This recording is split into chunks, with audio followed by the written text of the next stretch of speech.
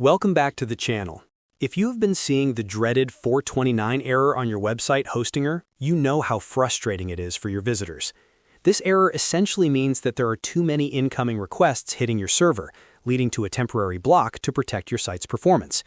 Today, I'm going to walk you through a foolproof, step-by-step method to diagnose and fix the Hostinger 429 error, so your site gets back to running smoothly in no time. If this video helps you solve the problem, please take a quick second to hit that like button and subscribe to our channel for more hosting tips. First things first, you need to log in to your Hostinger H panel. Once you are logged in, navigate to the website section and click on the dashboard of your affected site. The 429 error is almost always caused by a surge in traffic, a malicious bot, or a problematic plugin overwhelming your resources. The first thing you should do is investigate which plugins might be acting up. Hop over to your WordPress admin dashboard, go to the Plugins menu, and start by disabling any heavy or resource-intensive plugins that you have recently installed or updated. Sometimes these plugins try to execute too many background tasks, which triggers the rate limit. After disabling them, check your site to see if the error persists. If it does, you need to look for suspicious activity.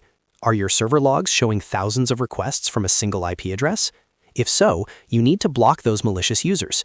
You can do this easily by using a dedicated security plugin, or if you prefer a more technical approach, you can open your file manager in Hostinger, locate the .htaccess file in your root public HTML folder, and add rules to deny access to those specific IPs.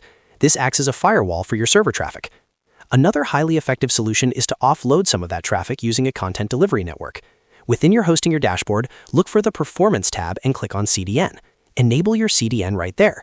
This caches your content globally, preventing your main server from taking the full hit of every single incoming request. By distributing the load, you stop the 429 errors before they even happen. Once you have followed these steps, give your site a few minutes to stabilize. Your server needs a moment to clear the request queue. If you found this tutorial helpful in getting your website back online, show your support by hitting that like button and subscribing to the channel. It really helps us keep these tutorials coming. Thanks for watching, and good luck with your site.